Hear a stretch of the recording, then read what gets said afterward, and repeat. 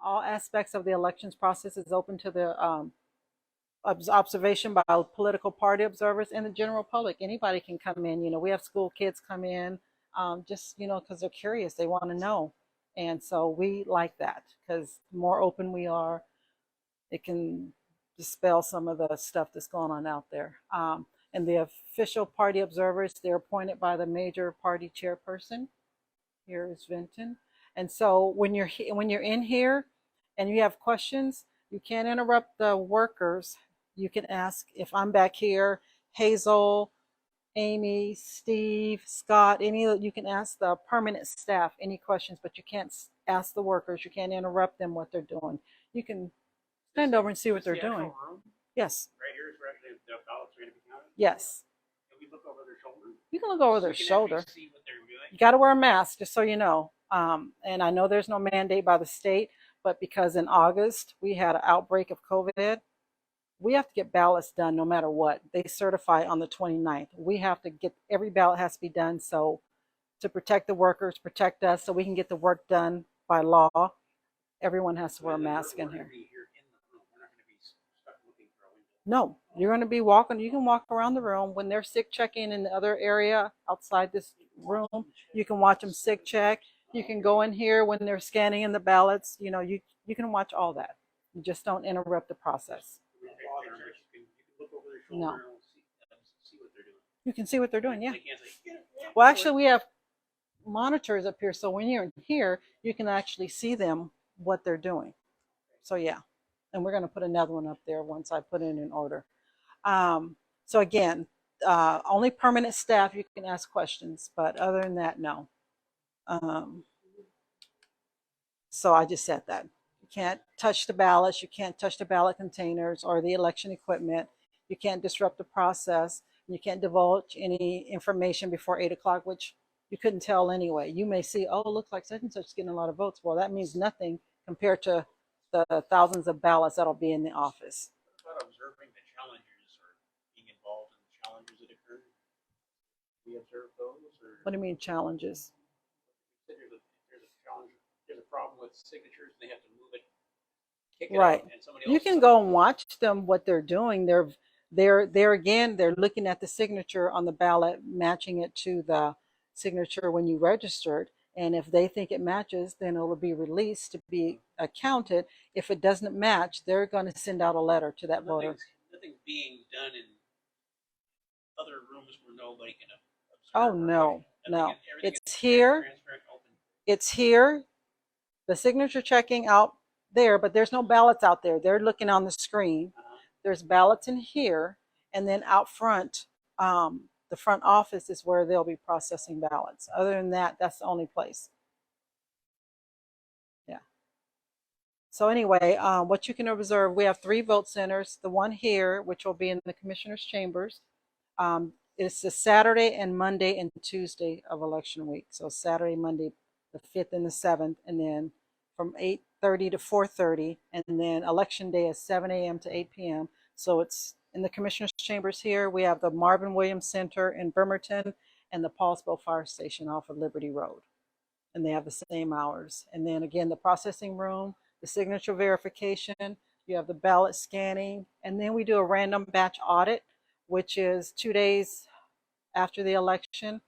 Whatever's in the cabinet ready to be scanned in, whatever's in there, we write down all the batch numbers, put them in a little cup, and pull out 6 batches. And we put those ballots aside, and then the tech analysts, what they'll do is count all those ballots just by themselves to get a total of what the results are. And then we hand count those ballots to make sure the machine matches what the hand count is. And then we started a new one, which I'm not sure about all the details, but it's a risk limiting audit, which the Secretary of State is involved in. So they'll go in and do some kind of, what do they do? It's called a scanning work. Yeah, no, it's called a risk limiting audit. And so they get down to the actual ballot. They'll also go get a box, because all the boxes with the ballots that's been counted, they all have numbers. They'll say, go get box 20 and pull out box or pull out ballot 50.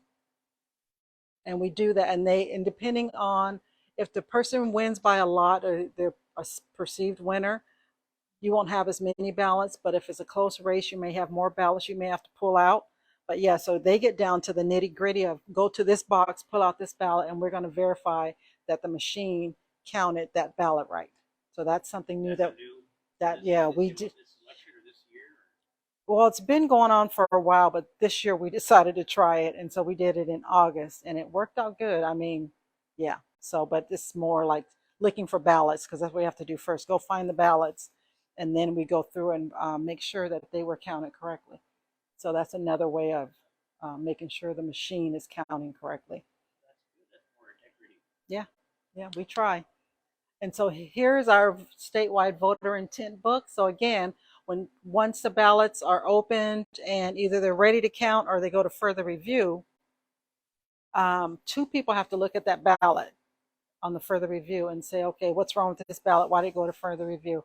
Oh, they said, I don't want this person, I don't want this person, because it's very clear that, okay, because the ballot tells you, you don't want this person, mark them out, and then you can make another choice. So, but that still has to go to further review for two people to look at that. And so you can say, okay, that one's good. And you just go through the batch and based on that. And then the ballot program and testing. So for every election, we have to build the ballot, the layout, how it's going to fit on the ballot. We program it, we test it, just to make sure everything is good, and it's done by I call them the tech gurus because they know what they're doing in there. So they go in and do that. The software we use is and the hardware is federally and state certified. So we can't use anything unless it's been certified by the state or the federal government. And that, yes. Mm-hmm. It's kind of in this, but if you have a write-in, and there's a lot of write-in, Yes. the governor or something like Right. that. I can't remember what you said, and it's something that's not just quick scan. Are those set aside? Write-ins are set aside. We have a whole list of what gets put to further review. Because So when do those get counted again? Is it at the end of that day once you reviewed them, or is it at the end of the election? You just go ahead and review all of them? So again, up until election day, we're trying to get as many ballots scanned as possible so we can have a pretty good result tonight. But what we try to do is have a team of two go through those further reviews throughout the day. So we'll say, okay, you two quit opening ballots. We'll have you two do further review so we can stay up because it gets piled up pretty quickly. Because out of a batch of 200, 30 of them might be write-ins, just write-ins alone, because people like to do write-ins. So it So won't skew the numbers very much No. on any given No. within a day or no, two. because they're all, no. And so again, because they're in their consolidated precincts, so if we put them when we put them in the further review batches, they're put in by their CP. So we tell them when you're giving out the batches for them to go over, don't just pull from CP1s because then that would skew the numbers.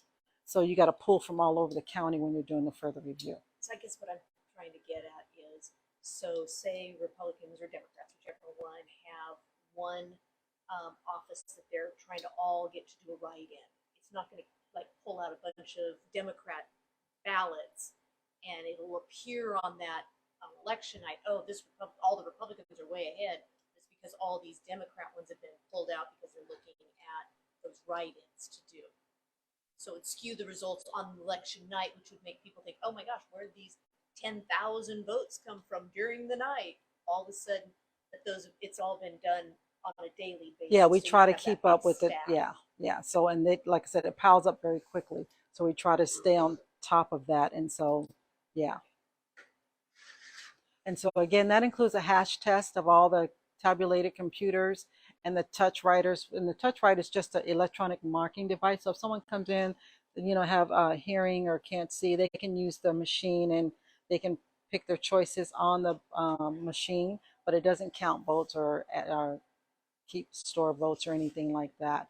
And then when we're duplicating ballots, we use that because it's easier than doing it by hand, because there's errors in doing it by hand. So anyway, they do several days of testing and training prior to the logic and accuracy that we did last week, 2 weeks ago. Can't remember. So anyway, so we're the first in the state to offer major political parties the opportunity to perform their own LNA audit, and that was done on October 6th. So the Republican and the Democratic Party was able to come up with their own matrix to say this is what we want and this is what we expect the machine to count once we're done. So we went through all that and it was counted correctly based on what each party did. And so that again shows the machine is counting the votes correctly. And so for us, well, for the parties, they chose a pattern that they wanted. The matrix showed the number of precincts, the splits for each contest and the election per party. And the counting system, like I said, they matched what they marked and voted. The machine counted correctly. There was no discrepancies found between the LNA and the counting system for each party. So that was a huge success for us. So now other counties are calling and going, hey, tell us about that. So we like that. And then we did our own logic and accuracy test the next day because once we do the logic and accuracy test and the state comes down to watch and make sure we're doing everything correctly, this room gets locked down. So while they're doing the testing and everything, one person can go in there, to whatever they're testing or doing. But once we certify or we complete the audit, the LNA, then now we tell the people upstairs, okay, lock this room down to where 2 people have to use their badge to get in there. So I couldn't go in there right now because it's just me. But if me and Hazel put our badge to the door, we both could get in. And so that's just another protection for us. So again, showed the number of splits, accounting system report, totals matched. Any discrepancies would be researched and the test is rerun. Sometimes they, maybe forgot to mark a box that should have been marked. And so we will run that. And that was open for observation. So we had both parties, for that. And it came out great. And like I said, Secretary of State was there. Okay. Am I talking too fast? I feel like I'm. Okay, good. Thank you. Okay, so starting Monday, our leads come in, and leads are they're more experienced. They've been working with us for a while. We do have a couple that'll be training. So what they do is they kind of walk the floor. People have questions, they raise their hand and they go and answer their questions. If they can't, they'll get the lead person over here to come and answer the question. They'll watch over when they're signature checking over here. One of them will probably run the machine because they know that. And so we train people as they get more experience to become leads so we can have more leads to help people. And so because we know we're going to have a lot of ballots this election, so the first week, next week, it'll be one group will work Tuesday, Wednesday, and the second group will work Thursday, Friday. And then the next 2 weeks, it'll be 2 shifts. One shift will work 7:30 to 2, and then 2 to 8:30. So we'll have like 12 hours of steady work. So hopefully that'll help us to stay up on all the ballots that we expect to come in. And in the meantime, you got all the ballot drop boxes being picked up Monday, Wednesday, Friday, right? Yeah, it's okay. And so the staff also retrieves the ballots from the post office. And so once again, they come in here. We capture the signature. The files are transferred into the election system. The signatures are verified. Ballots are sorted by their precinct group or they're challenged, or we call review. Ballot tracking slips and pre-certification on each tray. Questionable ballots go to further review. Write-ins, they made a mistake, if they mark in the barcode because the machine can't read the barcode, stuff like that. And then ballot security is always maintained. There's not a time that there's one person with a ballot or ballots are left out, So we try to do that. And then the signature verification part. So everyone goes through signature signature training when they come in, and the majority of them they work for us for years, so they know it. But you still got to go through it because we want them to be fresh. And so the workers are assigned to verify signatures, receive the training, and they're looking at the style, the appearance, the proportion of letters, height to width, irregular spacing, slants, and size. Because you Your signature may change, but it doesn't, unless you're older and maybe you have something has changed. And then if that happens, we would send them a notice out and said, hey, can you update your signature? We know it's you, but if this is your new signature, please update the signature, and we'll capture as many signatures on there as we can. And so we look at each one of those signatures to say, okay, which one did they sign this time? Because some people are a little bit different. They like to be artistic. So we look and see which one matches this ballot. And again, if it doesn't, they get a letter. So those are the things we look for: distinct or unusual traits. Natural variations exist in a signature, and a single trait isn't sufficient for validation. So some people, big S, big J, well, that's not enough. The rest of the name has to somewhere match in there. So those are the things that they have training on. And so this is kind of hard to read, but again, here's the person's name, and then this is the envelope signature when it went through the sorter, and then here's the voter signature when they sign their registration. And then it's either going to be, so this one we put under review, looks a little bit different. This is identical, so that would be accepted. And so they go through each one. There's 4 on a page, and once they're done with that page, they hit update all, and it takes them to the next page. And there's usually, Human being doing this is a human being doing this, not a machine. No. And so you hit update all, and you go through usually about 300 in a batch that they go through. And so we always tell them, you want to make sure Michael Brown, let's say that is, and the ballot signature is Michael Brown. Because sometimes you'll have Michael Brown and Michelle Brown. And if you're not paying attention, you're going to miss that. And so we emphasize that to make sure you're looking at the name and the name on the ballot to make sure it's the same. And so once that signature checking is done, now they're sorted into their batches by the consolidated precincts. They're assigned a tracking number. Election workers, they'll check out the batches. Ballots and secrecies are separated from the return envelope. They're reviewed to determine if they're ready to scan or if they need to go to further review. And again, examples is like the ballot is damaged, like sometimes you get jelly on the ballot or coffee stains. Pencil, it'll pick up pencil, but we want to make sure, so we tell them all pencils need to go into further review. Corrections, overvotes, whiteout, because the whiteout can get on one of the rollers on the machine, on the scanner, and it could miss a vote. So we tell any whiteout needs to go to further review. And stray marks, barcode issues, all of those are what goes to further review.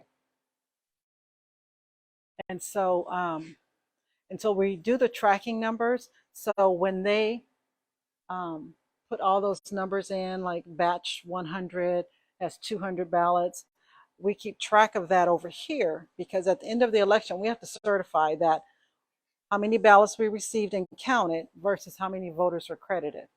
And that has to match, or we have to tell the state why it doesn't match, and we don't want to do that. So yeah, and then there's ballot duplication. So if the ballot can't be tabulated by the system, it's damaged. Some people, they won't vote their regular ballot, they'll vote the sample ballot and send that in. And we usually have to send them a letter saying you need to sign the oath. So we'll send them an oath. If they send it back, we'll duplicate that sample ballot based on the area they live, because the sample ballot has everything on it and you don't get to vote on everything. So we'll duplicate that ballot. So 2 people are duplicating the ballots, and then another group comes behind them and verifies that they marked the ballots correctly based on that original ballot. So we do that. And there's an audit log of all duplicated ballots. Workers' signatures is on there, so we can go back. So, and we have a log that says, okay, the damaged ballot and the new ballot both have a 1 on it. So we could go back and say, oh, you can come and say, I want to see ballot 1. And we can pull that ballot and have you look at it and say, okay, yeah, they marked that correctly. So that's what we do there. And again, separate team audits the ballots that were duplicated. And so for our ballot drop boxes, we have 25 drop boxes throughout the county. Each box has a special key that it has to go in a certain way to open it and unlock it. So there's teams of 2. We'll be picking up the ballots every other day, starting Monday. And then election night, we have 25 teams, or actually 24, because we're here for this one. Um, Teams of between 2 to 3 people. If it's not a very busy box, 2 people go out. But if you have Silverdale, Sylvan Way Library, Paul's Bow Fire Station, we usually send 3 people out because there's so many ballots in there. And so, yeah, so we'll send 3 people out with that.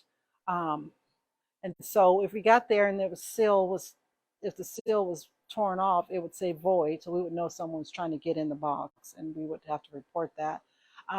So this is new for us from August. So we have trackers that we can monitor the boxes from the office.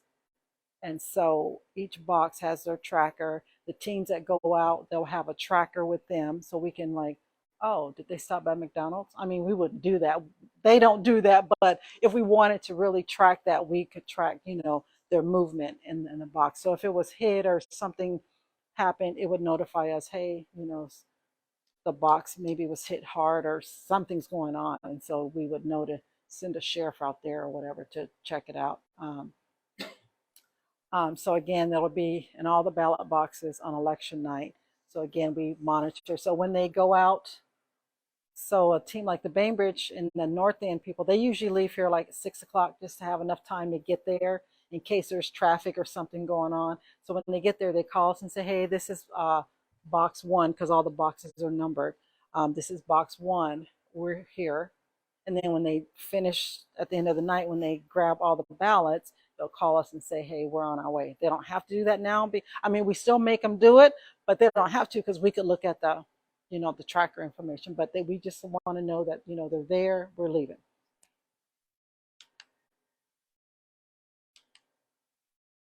So the return statistics, so starting on the 25th, each day that we do ballots, Steve will update on the website how many ballots have come in, and is that all it does, is say how many ballots were received? I've never really looked at it. I'm sorry, it's total number of voters, and then it'll show the ballots accepted. Okay. And we do it by district. Yeah, okay. Okay. And then at 8:15, we usually have the results up on the website on election night. So at 8 o'clock, everyone's gathered around waiting till it says 8 o'clock, and then we print the report, because all the machine it's just scanning. And then the machine over here, which is separate from the scanning, it'll spit out what the results are at that time. And then subsequent results are posted to the website usually each day. Will be probably this, because it's a busy election. So each day by 5, we'll post what we did throughout the day, how many ballots we processed. And so we talked about the random audit, where we select 6 batches on election day. We count them by hand to make sure they match the machine count. We have to do that. That's a law within 48 hours after election, so we have to do that. And one year we picked the governor's race where it had 27 people, so that was not fun. And then we talked about the risk limiting audit, and we work with the state to do that, and they'll tell us, okay, go find these boxes and find this ballot, and then we go through that whole process. So it was interesting. So I'm looking forward to doing that again. So you have any questions on that part of it?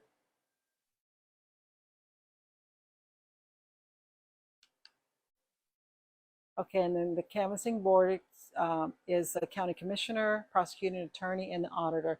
And they have designees like Paul can't canvass ballots because he's on the ballot. So the chief deputy auditor will be handling the canvassing board meeting, because he can't make determinations on any ballots because he's on the ballot.